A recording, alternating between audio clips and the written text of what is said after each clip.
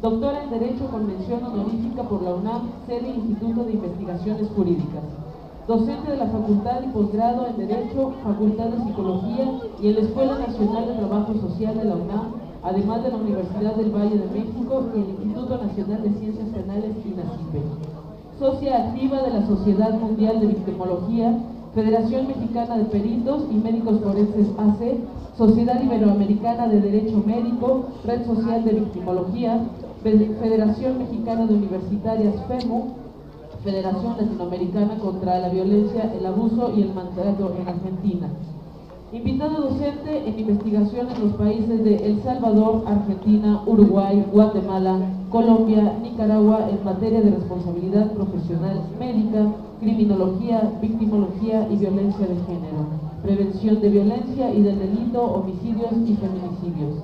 También cuenta con publicaciones en la UNAM, Suprema Corte de Justicia de la Nación, Porrúa, Federación Mexicana de Peritos y Médicos Forenses AC, revista en el Mundo del Abogado. La doctora Tere Ambrosio, le damos la más cordial bienvenida con el tema feminicidio en México, aspectos criminológicos y victimológicos.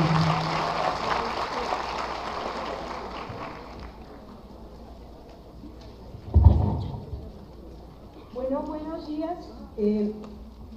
Quisiera iniciar agradeciendo a la licenciatura en Ciencias Forenses, a la Facultad de Medicina, al Programa Universitario de Estudios de Género y a todas las personas que han colaborado, las instituciones que nos han apoyado para que esto sea posible, así como a todas las personas que han tenido ya un desarrollo en estos temas de género o en estos temas de criminología para empezarlos a vincular y empezar a trabajarlos de una manera conjunta. Iniciaré con una hipótesis que, como en las ciencias forenses se trabaja, requiere de tener un indicio para llegar a una evidencia. La hipótesis es que la reforma penal del 18 de junio del 2008 no cuenta con la perspectiva de género. Y esto es muy importante porque en la materia penal nosotros vamos a ver cómo este indicio que se dio el 18 de junio del 2008 se ha ido transformando ante este nuevo cambio en nuestro sistema jurídico en algo que nosotros podemos transformar no solo desde la academia, sino desde la propia ley. Comienzo hablándoles un poco de la historia. El Código de Martínez de Castro de 1871, también de tiempos de Lombroso, estas fechas, es el antecedente de lo que puede ser la base legal de la tipificación del delito de homicidio en cuanto a muchas cuestiones forenses, de los estudios que se hicieron en el Hospital de San Pablo, actual Hospital Juárez, y cómo a través del desarrollo histórico del siglo XXI, hasta llegar a un derecho penal moderno, hay cosas que seguimos nosotros tratando como hace 2 siglos. Empiezo y tomo la idea del doctor Bernard Ordain de España del 2004, que nos dice rápidamente este doctor, que ha expresado críticas muy certeras acerca de que presume que una finalidad de discriminar en violencia que se ejerce en los casos de hombres que ejercen violencia en sus parejas, y nos dice esto: el feminismo se niega a ver una realidad que simplemente se coge con las manos. La mayoría de amenazas, coacciones leves ejercidas por un hombre sobre una mujer dentro de una relación de pareja no tiene nada que ver con un instrumento para mantener la discriminación, la desigualdad y las relaciones de poder de los hombres sobre las mujeres, sino que obedece a motivos más pedestres, como es ponerse de acuerdo sobre el colegio de los niños, notas escolares, aspectos políticos, religiosos, o si hay que pasar las vacaciones en la playa o en la montaña. Bueno, este pensamiento, desde un punto de vista de una consideración, en una charla de café no tendría mayor importancia, pero viniendo en un ámbito penal y de uno de los tratadistas más importantes en Iberoamérica, sí. ¿Por qué? Como nosotros vamos a ver, este inicio con el que iniciamos nos da una idea de Les voy a decir cifras también. Primer lugar en feminicidios, Guatemala. Segundo lugar España y tercero México, a nivel mundial. ¿Qué escenarios tenemos nosotros? Les repartieron por ahí unas hojitas de un mapa mental que hizo el Instituto Tecnológico de Monterrey, Campus, Estado de México. El 18 de junio del 2008 se reforma la Constitución Política de los Estados Unidos Mexicanos a este nuevo sistema acusatorio adversarial. Posteriormente, el 10 de junio del 2011, tenemos la reforma de derechos humanos. Y bueno, empezamos a ver que desde la discusión de la Comisión de Puntos Constitucionales y Justicia, la perspectiva de género en este espíritu de la ley no se encuentra presente. Pero continuemos. Aquí, como siempre hacemos las cosas y luego vemos que nos faltó algo y vamos a poner una errata, se genera el Foro Nacional sobre Acceso a la Justicia para las Mujeres hacia un sistema de justicia penal con equidad de género en mayo del 2011 por parte de la CONAVIM y la 61 legislatura y la Secretaría de Gobernación, en donde nos dice que la base del procedimiento penal bajo esta perspectiva de género como principios de actuación es la igualdad jurídica, la no discriminación y la dignidad de las personas, la equidad de género, el interés superior de la infancia, economía procesal, debida diligencia, confidencialidad y gratuidad. Como parte de esta sinergia, se genera para implementar esta reforma la Secretaría Técnica del Consejo de Coordinación para la Implementación del Sistema de Justicia Penal. Y quiero que observen, no verán aquí, esta es toda la logística para que esta reforma sea homogénea. De todas estas listas de leyes que ustedes ven aquí, no hay una sola ley que tenga que ver con aspectos relacionados con género o con niñas, niños o adolescentes, y esto también es muy importante porque ahorita que se cerró Províctima, se establece estadísticamente que más de la mitad de la población usuaria de Províctima eran mujeres con niños. Y ahora iniciamos con una evidencia legal publicada en uno de tantos códigos de procedimientos penales de alguno de nuestros estados, en este caso el estado de Chiapas, que se publicó el 9 de febrero del 2011 bajo este nuevo sistema. Nos dice en cuanto a principios generales que todo este código, los principios serán de publicidad, contradicción, concentración, continuidad y mediación. Y dicen, pero vamos a adicionar algo para dar esta perspectiva de género. 17 de mayo del 2012, dicen los principios que rigen este ordenamiento son la igualdad, la no discriminación y el respeto a la dignidad y la libertad de las personas. En este sentido, cuando en este código se utiliza el genérico masculino, por efectos gramaticales se entenderá que se hace referencia a las mujeres y a los hombres, ¿ok? Por igual, en ese tenor, los nombramientos para tal efecto que se expidan se deberán referir en cuanto a su género. Entonces, si nosotros nos damos cuenta, esto rompe todos los principios que hemos visto en cuanto al lenguaje de no discriminación, lenguaje incluyente. Hay un manual incluso especializado y hay áreas especializadas que en el Poder Legislativo cuidan todas estas cosas. ¿Por qué? Porque lo masculino y el mismo protocolo de la Suprema Corte de Justicia para juzgar con perspectiva de género nos dice que esto es violatorio de derechos humanos, ¿sí? ¿Y qué encontramos nosotros? ¿Por qué con criminología?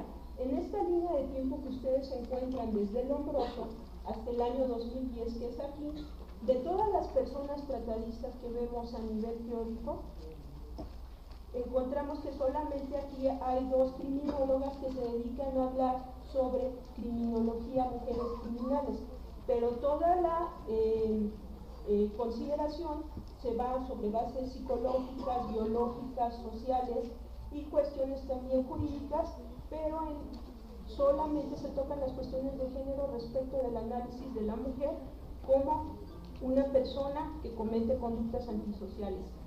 Y esto, tomado en cuenta en un parámetro establecido por César Lombroso, encontramos, por ejemplo, dentro de las teorías de Lombroso, cuando escribe su libro de la dona delincuente con Ferrero, que lo relevante de su teoría es que la prostitución es un equivalente al crimen. como una segunda salida sin menos riesgos y con mayores ganancias, encontrando mayor atavismo, deformaciones y aspectos morbosos de las ladronas. Lo que lleva a prostituirse a las mujeres son la frigidez y el atavismo. Se suman la ociosidad y la poca inclinación al trabajo y la codicia. ¡Wow! Cuando yo veo esto digo, caray, qué forma de escribir del hombroso de las mujeres. Y cuando lo veo en pleno siglo XXI, en alguna sentencia o en alguna argumentación de juicio oral, me preocupa más. Entonces, ¿cómo vemos nosotros esto? Del libro de Diana Russell y Roberta Hart, de feminicidios desde una perspectiva global, que es un clásico en estos temas, nos dice que, aparte de que no hay muchas mujeres dedicadas al tema en específico, de la manera de aplicar esta cuestión de perspectiva de género, la criminología nos construye desde una base muy biologicista, de decir que las hormonas, tenemos más o menos hormonas en nuestras diferentes etapas de vida, y eso nos puede llevar incluso a cometer cierto tipo de conductas que están consideradas que solamente en muchas ocasiones solamente puedan llevar a cabo los hombres.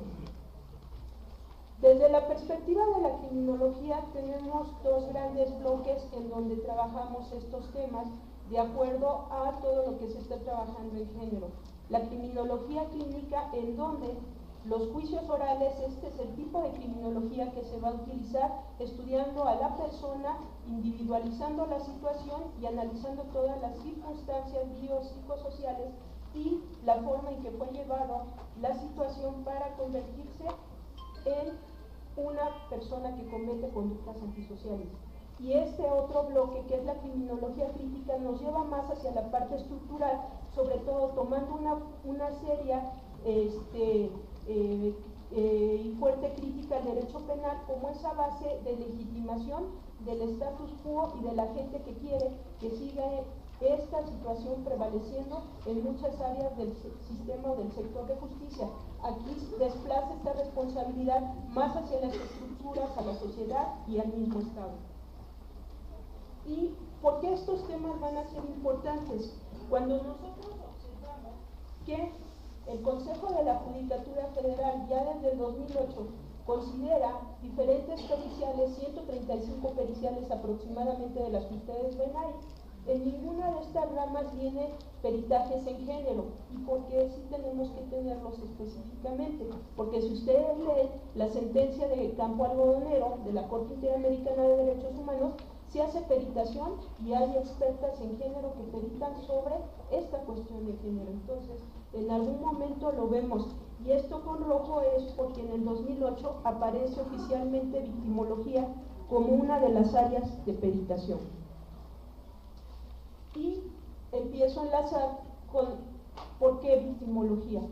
Dentro de las tendencias teóricas de la criminología hay estructuras básicas como es, en primer término, considerar a la victimología como parte de la síntesis criminológica o considerar a la victimología como una disciplina totalmente independiente. Entonces, ¿cómo la consideramos nosotros en pleno siglo XXI? Como una disciplina o una ciencia independiente. Comentarios: hasta el 2008 estábamos con licencia, lo que es cédula y título profesional por México, 30 personas expertas. Y esta fue a nivel mundial porque México tuvo la primera maestría en victimología en el Instituto Nacional de Ciencias Penales en todo el mundo en el año 2000. Y esto sí es de tomarse en consideración porque México fue pionero en estas cuestiones. Tendencias teóricas en victimología, 4 grandes tendencias. Iniciamos en la década de los 60 con Benjamin Mendelssohn, en donde considera esta victimología como esta ciencia que va a estudiar a la víctima, la victimización y la victimidad. La década de los 80, la victimología toma importancia, la dogmática penal empieza a tomar esta consideración y hace una lectura, sobre todo a través de teorías de imputación del doctor Gunther Jacobs, para tomar en cuenta a la víctima no como un sujeto pasivo, sino como un sujeto activo. Y esto también es importante porque, dependiendo si lo hacemos en un análisis de género, no les va a ser favorable a las mujeres, por ejemplo, que privan de la vida al marido por violencia o que La primera excusa que vamos a encontrar nosotros aquí es que digan, ¿por qué no se divorció? La tendencia de la década de los 90, que ya la vieron con la doctora Lima, habla exactamente de estas dos partes. La tendencia teórica de una parte general y de una parte especial para trabajar con cada una de las víctimas con estándares de derechos humanos en cada uno de sus rubros. Y la victimología forense, que es una tendencia más del año 2000 hacia adelante, en donde ya en crímenes violentos incluimos toda esta base de ciencia forense y ya vamos más a encaminarnos hacia la perfilación y hacia cuestiones ya de poder determinar en estos crímenes el estilo de vida y circunstancias del evento en el cual se llevó esta agresión.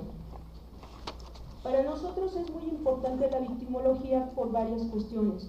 No solamente tuvimos la primera ley de víctimas en el año 2000, tuvimos la primera ley de víctimas en el año de 1969 en el Estado de México y tuvimos también 4 grandes reformas del 3 de septiembre del 93 hasta el 14 de julio del 2011 en materia de víctimas en nuestra Constitución, a la cual se suma la reforma del 10 de junio del 2011 en materia de derechos humanos. ¿Por qué? Los derechos de las víctimas se consideran derechos humanos de segunda generación que obligan al Estado a dar infraestructura, normatividad y personal adecuado para la atención de las víctimas. ¿Y por qué es tan importante también la victimología y relacionarla con la criminología? Porque este cuadro que ustedes ven ahí lo hace la doctora Esther Madrid, que es socióloga y criminóloga en Estados Unidos después de un estudio, y nos dice que considera socialmente un país en muchas ocasiones lo que es una víctima inocente. Si ustedes se dan cuenta de este primer bloque, lo que es una víctima inocente es una mujer que cumple los estándares y roles establecidos socialmente en un tiempo y en un lugar determinado como los conocemos históricamente. Y si vemos las víctimas culpables, pues muchas de nosotras que estamos presentes y nos dedicamos a estos temas, ¿qué decirles si sufrimos alguna situación de esta? ¿Qué nos pasaría? Estaríamos en este rubro porque estamos en horas inadecuadas, estamos rodeadas de hombres. ¿Qué más si nos dedicamos a la criminología, a tratar con gente que comete conductas ilícitas? Bueno, yo les puedo decir que ahí estamos dentro del rubro de culpables, si nos llega a pasar algo y esperemos que no. ¿Y qué tenemos nosotros en un panorama nacional relacionando ambas materias? Tenemos una eficacia para criminalizar mujeres. En el caso del aborto, pues ustedes ya vieron ahorita las últimas resoluciones, pero aplicamos todo nuestro saber y entender, y si ustedes ven los estados en donde hay más casos, pues también coinciden con estados que tienen muchas cuestiones relacionadas con violencia. Y si nosotros vemos la estadística de homicidios que nos presenta INEGI y también el grado de impunidad, nos empezamos a preocupar. ¿Por qué? Porque por eso retomo la fecha de 1871. Cuando nosotros vemos esta fecha, el estándar científico que se pide para feminicidios en materia de derechos humanos y a nivel forense es altísimo, lo cual es adecuado porque es un estándar integral. Entonces, esto nos sirve a nosotros para qué, y es muy importante. Lo que pasó con los feminicidios hizo volver a estudiar y a retomar la base forense que desde 1871, del estudio de Martínez de Castro por el doctor Hidalgo y Carpio, se hizo y no se había retomado. ¿En qué desemboca esto? Nosotros tenemos compromisos internacionales, como es cumplir varias sentencias de la Corte Interamericana de Derechos Humanos que nos piden tener un adecuado y alto rendimiento de estándares en materia de derechos humanos y científicos en ciencias forenses, como es caso Radilla y campo algodonero. En el campo algodonero, esta sentencia nos hace acotaciones específicas sobre las características que deben de cumplir las mujeres que sufren este tipo de violencia. Y aquí he de decirlo, muchas veces esto que nos dice aquí, que tiene que tener violencia sexual, mutilaciones de ciertas partes corporales, en muchas ocasiones o en muchos casos que hemos analizado a nivel de expedientes y a nivel forense con equipos, no los cumple, pero no por ello deja de ser un feminicidio. Incluso ahí hemos encontrado suicidios que los hacen, feminicidios que los hacen pasar como suicidios. ¿Y por qué también lo hacen? Porque cuando ven la reforma penal en el mismo peso en la base ministerial, en la base judicial y en la base policial.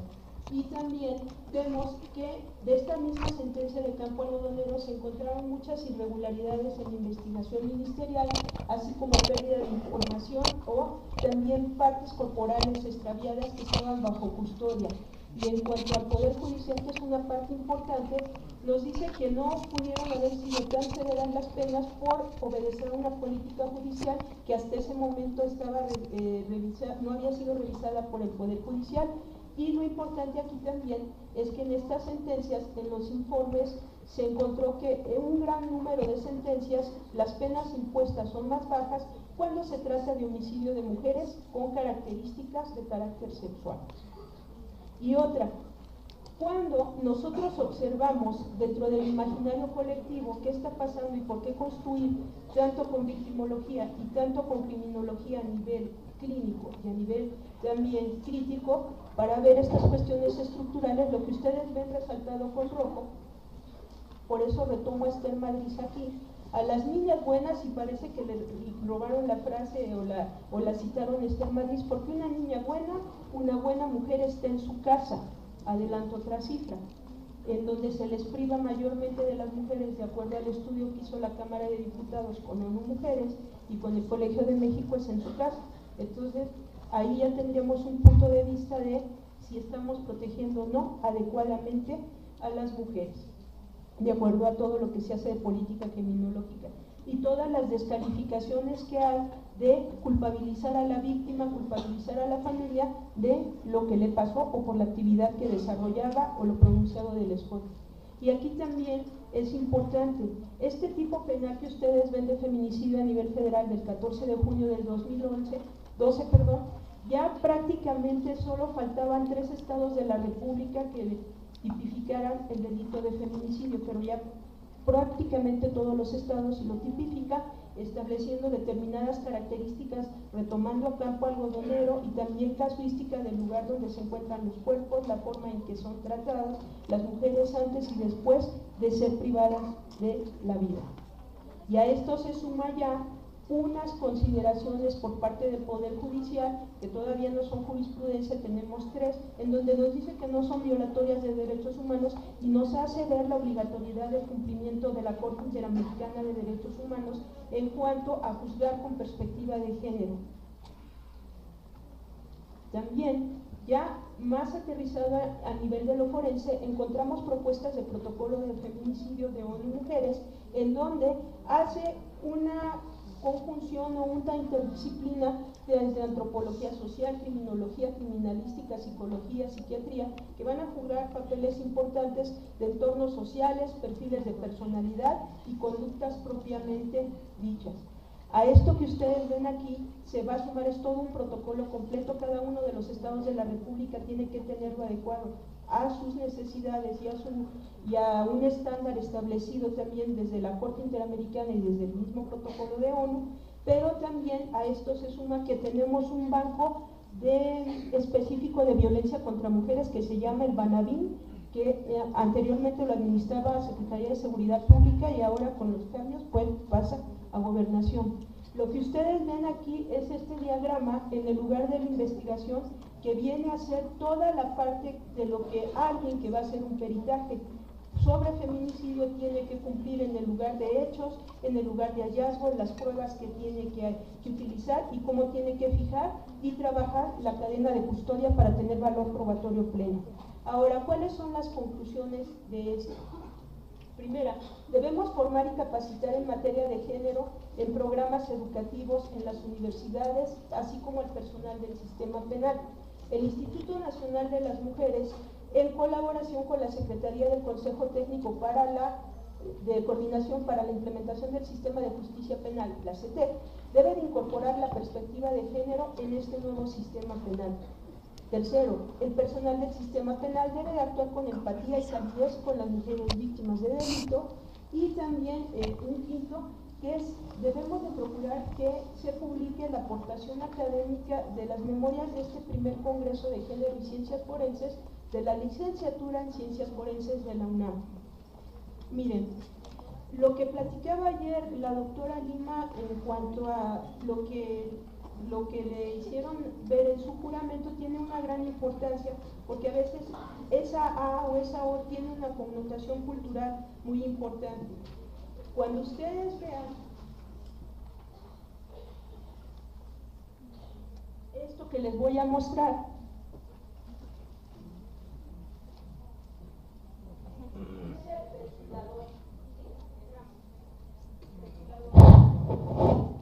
en ambos dice perfilador. ¿Cuál es la diferencia?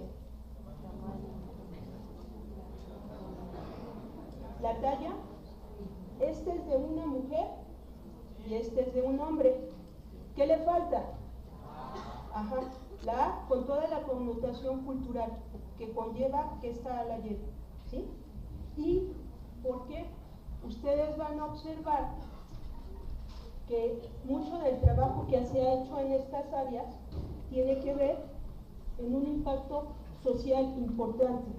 Yo quisiera cerrar con un video, y terminando el video despido, para que ustedes vean cómo ha impactado esto en lugares, este nuevo sistema y la perspectiva de género en lugares como Ciudad Juárez. Por favor, video.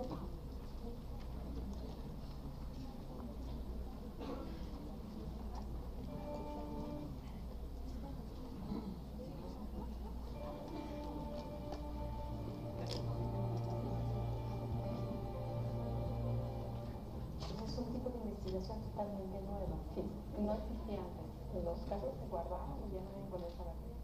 Pedro Aragonés, director general de Servicios Especiales de Ciencias Forenses de la Procuraduría de Justicia del Estado de Chihuahua. La implementación del nuevo sistema de justicia penal en nuestra entidad inicia en un solo distrito y a partir del 1 de junio se generaliza en toda nuestra entidad. En el campo del área de ciencia forense, que es la área, permite una autonomía más radical en cuanto a la toma de decisiones para dar una eficientización en el servicio para la comunidad. Ese es el gran cambio como perito. El que anteriormente perito en el sistema tradicional cumplía y hoy en la actualidad no se oye, no se escucha. Gracias a la buena asistencia que hemos tenido con Chihuahua, yo creo que vamos a empezar mucho mejor las investigaciones en el estado. Muchas gracias. Darle la certeza al ciudadano de que los casos que van a ser enjuiciados realmente son casos que si se obtiene una sentencia condenatoria, existe esa confianza de que la persona que es sentenciada es porque fue culpable. Yo tengo ahorita un staff de 262 peritos distribuidos estratégicamente en toda la entidad. La carga de trabajo es para la zona norte y para la zona Chihuahua, ahí es donde estamos distribuidos o estamos concentrados la mayoría de las áreas especializadas. Tenemos un cuerpo colegiado para la área de antropología física y la arqueología. Lo que nosotros recabamos en la escena del crimen es un elemento probatorio, es un elemento material probatorio, que a su vez se va a vincular o se va a vincular con lo que es un testimonio o informaciones que realizan los policías a través de las actas policiales. Y finalmente pasamos a ser los medios o órganos de prueba, que en este caso vienen a ser las dictaminaciones, porque va a permitir que las personas, al menos en la área de ciencia forense, la que realmente esté técnica y científicamente especializada, va a permanecer en este proceso. Permitir que el imputado pueda optar por un juicio abreviado, que hemos tenido algunos antecedentes que tenemos en la ciudad de Juárez, que los feminicidios que ha pasado en este 2008 se hayan resuelto por la vía del juicio abreviado, en el que hay una aceptación del imputado del hecho que se le está imputando y aparte hay la voluntad de pagar la reparación del daño. Lo que sucedió fue un procedimiento abreviado, es un procedimiento ofrecido por el Ministerio Público, en el que los imputados aceptan ser procesados y sentenciados con los antecedentes que hay hasta ese momento. O procesos que teníamos ordinariamente que se tramitaban en 4, 5, 6, 7 sentencias, procesos hasta de 10 años, que ahora en un término de 15, 20, 25 días ya tiene una sentencia y que hay un beneficio para el imputado desde el punto de vista de una negociación que hay previamente con el Ministerio Público y que el Ministerio Público consulta a los ofendidos. Es un servicio totalmente humanitario lo que ellos están haciendo y se los agradezco y no me va a alcanzar la vida para agradecer a toda la gente con la que yo me he topado durante este proceso. tenemos la fortuna de ser parte del nuevo sistema de justicia del estado de Chihuahua y nos han tratado muy bien.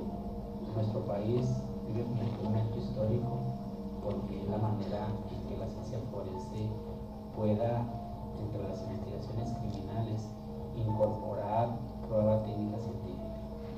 Es un gran cambio y creo que nos están convocando a todos los que estamos inmersos en estas áreas a hacer una preparación. Ya no son los tiempos de antes en los que decían es un resultado positivo o negativo, sino que ahora tenemos la oportunidad de poder acreditar ante los órganos jurisdiccionales, porque es ante donde se va a reproducir la prueba, no ante el Ministerio Público, la oportunidad histórica de poder verificar y dar una pronta procuración y protección de justicia.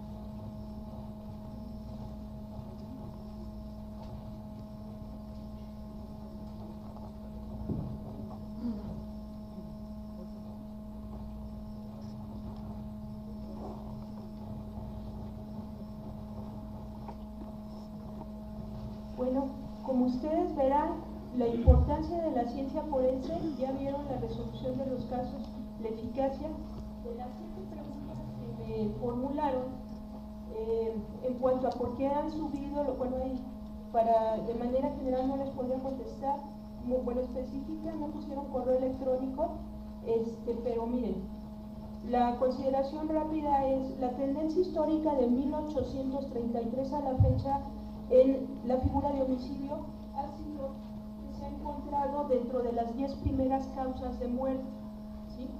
Y esta fluctuación baja, sube, pero lo interesante es las consideraciones que empezamos a desagregar. ¿Y esto por qué? Porque esto lo pueden encontrar, toda la fundamentación histórica en la antigua Escuela de Medicina.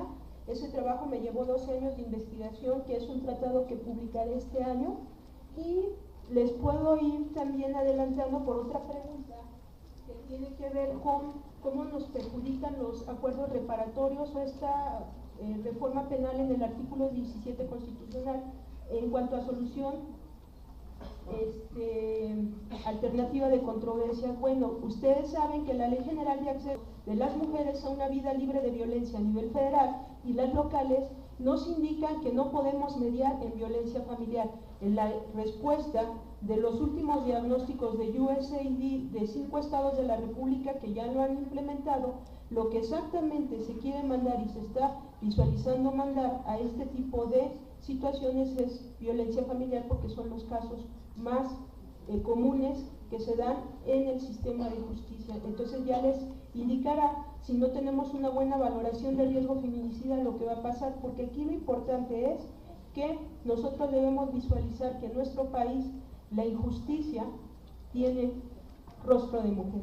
Gracias.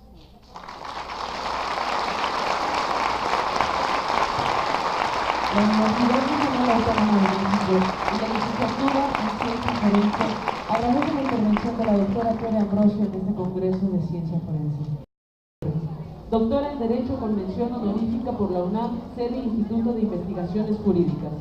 Docente de la Facultad y Posgrado en Derecho, Facultad de Psicología y en la Escuela Nacional de Trabajo Social de la UNAM, además de la Universidad del Valle de México y el Instituto Nacional de Ciencias Penales INACIPE. Socia activa de la Sociedad Mundial de Victimología, Federación Mexicana de Peritos y Médicos Forenses AC, Sociedad Iberoamericana de Derecho Médico, Red Social de Victimología, Federación Mexicana de Universitarias FEMU, Federación Latinoamericana contra la Violencia, el Abuso y el Maltrato en Argentina. Invitado docente en investigación en los países de El Salvador, Argentina, Uruguay, Guatemala, Colombia, Nicaragua en materia de responsabilidad profesional médica, criminología, victimología y violencia de género, prevención de violencia y del delito, homicidios y feminicidios. También cuenta con publicaciones en la UNAM, Suprema Corte de Justicia de la Nación, Porrúa, Federación Mexicana de Peritos y Médicos Forenses. ¿Cómo, a través del desarrollo histórico del siglo XXI, hasta llegar a un derecho penal moderno, hay cosas que seguimos nosotros tratando como hace 2 siglos? Empiezo y tomo la idea del doctor Bernard Corday de España del 2004, que nos dice rápidamente este doctor, que ha expresado críticas muy certeras acerca de que presume que una finalidad de discriminar en violencia que se ejerce en los casos de hombres que ejercen violencia en sus parejas, y nos dice esto: el feminismo se niega a ver una realidad que simplemente se coge con las manos.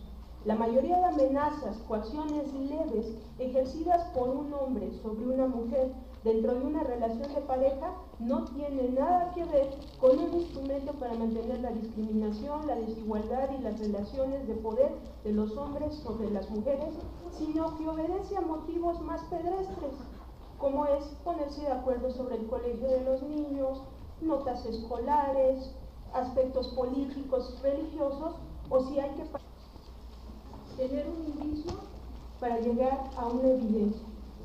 La hipótesis es que la reforma penal del 18 de junio del 2008 no cuenta con la perspectiva de género. Y esto es muy importante porque en la materia penal nosotros vamos a ver cómo este indicio que se dio el 18 de junio del 2008 se ha ido transformando ante este nuevo cambio en nuestro sistema jurídico en algo que nosotros podemos transformar no solo desde la academia, sino desde la propia ley. Comienzo hablándoles un poco de la historia. El Código de Martínez de Castro, de 1871, también de tiempos de Lombroso, estas fechas, es el antecedente de lo que puede ser la base legal de la tipificación del delito de homicidio en cuanto a muchas cuestiones forenses, de los estudios que se hicieron en el Hospital de San Pablo, actual Hospital Juárez, y pasar las vacaciones en la playa o en la montaña. Bueno, este pensamiento, desde un punto de vista de una consideración, en una sala de café no tendría mayor importancia, pero viniendo en un ámbito penal y de uno de los tratadistas más importantes en Iberoamérica, sí. ¿Por qué? Como nosotros vamos a ver, este indicio con el que iniciamos nos da una idea de, les voy a decir citas también. Primer lugar en feminicidios, Guatemala. Segundo lugar España y tercero México, a nivel mundial. ¿Qué escenarios tenemos nosotros? Les repartieron por ahí unas hojitas de un mapa mental que hizo el Instituto Tecnológico de Monterrey, Campus, Estado de México. El 18 de junio del 2008 se reforma la Constitución Política de los Estados Unidos Mexicanos a este nuevo sistema acusatorio adversarial. Posteriormente, el 10 de junio del 2011, tenemos la reforma de derechos humanos. Y bueno, hacer revista en el mundo del abogado. La doctora Tere Ambrosio, le damos la más cordial bienvenida con el tema feminicidio en México, aspectos criminológicos y victimológicos.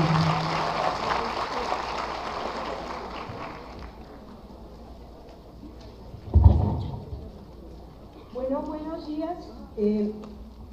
Quisiera iniciar agradeciendo a la licenciatura en Ciencias Forenses, a la Facultad de Medicina, al Programa Universitario de Estudios de Género y a todas las personas que han colaborado, las instituciones que nos han apoyado para que esto sea posible, así como a todas las personas que han tenido ya un desarrollo en estos temas de género o en estos temas de criminología para empezarlos a vincular y empezar a trabajarlos de una manera conjunta.